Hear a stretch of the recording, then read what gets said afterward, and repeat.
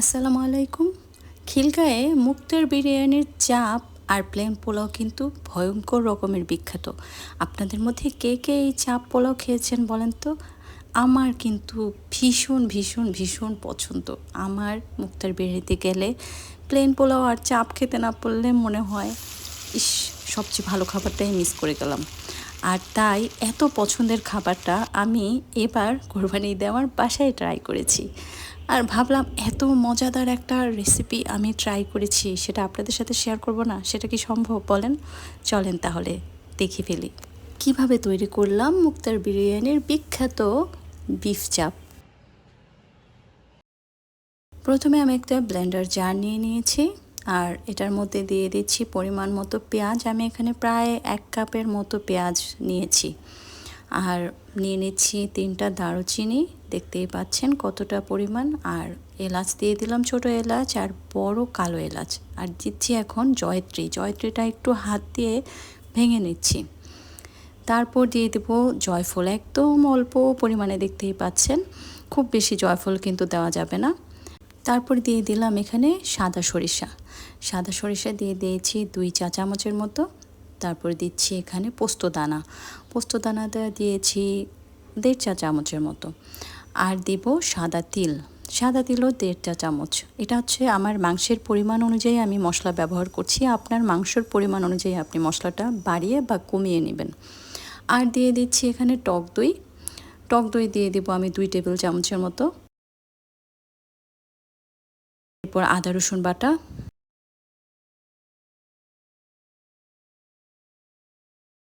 এবার সব কিছু একসাথে ব্লেন্ড করে নেব। এবার আপনাদেরকে বিফটা দেখাচ্ছি। এখানে গরু মাংসটা, আপনি যে চাপের মাংসটা এইভাবে ওরা মুক্তার বিরিয়ানিতে যেটা করে, একটু হাড়ের সাথে বড় চ্যাপটা করে একটা মাংস ওরা নেয় এই চাপটা রান্না করার জন্য। তো আমি আমার যেই দোকান থেকে গরু মাংস নেওয়া হয় সেখানে বলে দিয়েছি যে মুক্তার বিরিয়ানির চাপের মতো করে আমাকে মাংসটা যেন দেওয়া হয়। আর যেহেতু আমি এলাকাতেই কিনেছি এবং মুক্তার বিরিয়ানিও হচ্ছে আমার এলাকাতেই, সো ওরা ওভাবেই করে মাংসের কাটটা করে দিয়েছে। এই যে দেখতে পাচ্ছেন, একটা সাইডে একটু হাড় থাকে আর পাশে মাংস থাকে, তেল চর্বি থাকে। চাপের মাংসটা কিন্তু ঠিক এরকমই হয়। আর মাংসটাকে আমি যে পোঁতা দিয়ে একটু থেতলে নিচ্ছি, মানে ছেঁচে নিচ্ছি। আপনারাও চেষ্টা করবেন এটা একটু ছেঁচে নিতে, তাহলে ম্যারিনেশনটা ভালো হয়। সবগুলো মাংস যখন রেডি হয়ে যাবে, ছেঁচা রেডি হয়ে যাবে, তখন আমি এটাকে আবার ম্যারিনেট করব না, এখনই ম্যারিনেট করছি। তো প্রথমেই দিয়ে দিব লবণ, আর দিয়ে দিব লাল মরিচের গুঁড়োটা কিন্তু একটু বেশি করে দিতে হবে, কারণ মুক্তার বিরিয়ানির এই চাপ কিন্তু অনেক ঝাল হয়। অনেক ঝালের জন্যই কিন্তু এই চাপটা সবাই এত পছন্দ করে। তো দিয়ে দিলাম মরিচের গুঁড়া, ধনে গুঁড়া, তারপরে দিয়ে দিব জিরা গুঁড়া, আর দিয়ে দিব হলুদের গুঁড়া। সবগুলো গুঁড়া মশলা দিব এবং ঝালের পরিমাণটা অবশ্যই বেশি থাকতে হবে। দিয়ে এই মাংসগুলোর সাথে এই গুঁড়া মশলাটা খুব ভালো করে মাখিয়ে নেব।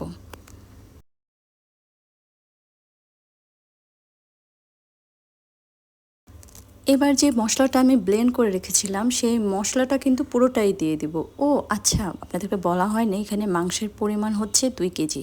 আমি এখানে 2 কেজি পরিমাণে চাপের মাংস নিয়ে নিয়েছি, আর সেই অনুযায়ী কিন্তু এই মশলাটা রেডি করা হয়েছিল। তো পুরোটা মশলা আমি খুবই ভালো করে প্রত্যেকটা মাংসে আলাদা আলাদা করে মিশিয়ে একদম ভালো করে মাখিয়ে ম্যারিনেশনের জন্য করে রাখবো। আর গোলমরিচের গুঁড়ো আমি দিতে ভুলে গিয়েছিলাম, এখন আবার দিয়ে দিচ্ছি গোলমরিচের গুঁড়ো কিন্তু অবশ্যই দিতে হবে। দিয়ে এটাকে ম্যারিনেশনের জন্য রেখে দিব আমি মিনিমাম 2 ঘন্টা। আপনি যদি এর চেয়ে বেশি ম্যারিনেট করেন আরও ভালো হবে, মশলাগুলো আরও মাংসের মধ্যে ঢুকবে। তো চেষ্টা করবেন অবশ্যই যেন ম্যারিনেটটা আপনি করে রাখেন আগের থেকে। আর এর মধ্যেই দেখতে পেয়েছেন আমি একটা কড়াইয়ের মধ্যে দিয়ে দিয়েছি সরিষার তেল। পরিমাণ মতো সরিষার তেল দিয়ে এটার মধ্যে আমি মাংসগুলো ছেড়ে দিব একে একে। এবং আমার চুলার ফ্লেম কিন্তু হাই হিটে আছে। হাই হিটে এই জন্য রেখেছি, আমি মাংসটাকে এপিট ওপিট করে একদম বাদামি বাদামি একটা কালার আসা পর্যন্ত ভেজে নেব। আর হ্যাঁ, অবশ্যই এখানে সরিষার তেল ব্যবহার করবেন।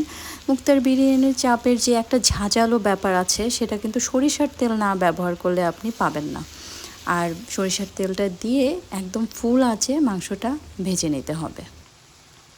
ফুল আঁচে এই জন্য রাখবো কারণ হচ্ছে মাংস থেকে কিন্তু তেলে ছাড়ার পরেই পানি ওঠা শুরু করে, আর পানিটা যেন বের হয়ে না যায়, আর মাংসটা যেন পানি বের হলে আসলে মাংসটা ভাজা হবে না, আমি যে কালারটা চাচ্ছি সেটা আসলে পাবো না। তাই আমাকে অবশ্যই ফুল আঁচে চুলার ফ্লেমটা রাখতে হবে। আর এই যে দেখতে পাচ্ছেন তো খুব সুন্দর একটা গোল্ডেন ব্রাউন কালার কিন্তু একটা পাশে চলে এসছে মাংসের।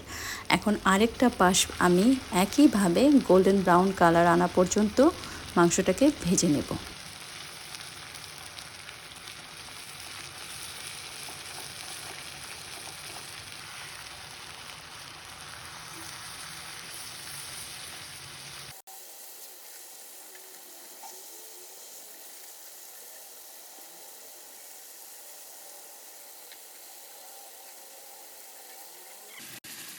আমার দোনো পিঠ এপাশ ওপাশ করে একদম বাদামি কালার মাংসের মানে ভাজার যে কালারটা চাচ্ছিলাম সেটা হয়ে গিয়েছে।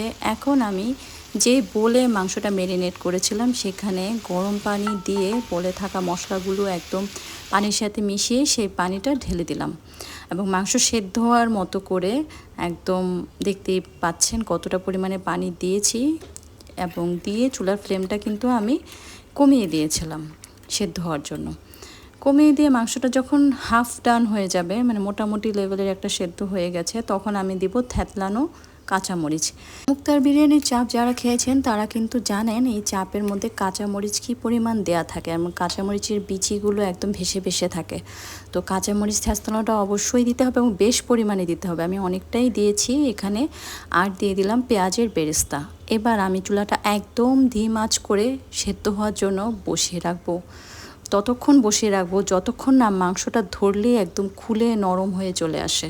তো দেখতেই পাচ্ছেন আমার মাংসের ঝোল পুরো শুকিয়ে গেছে, তেল একদম উপরে চলে আসছে, আর একদম পারফেক্টলি মাংসটা কিন্তু সেই মুক্তার বিরিয়ানির চাপের মতো রান্না হয়ে গেছে।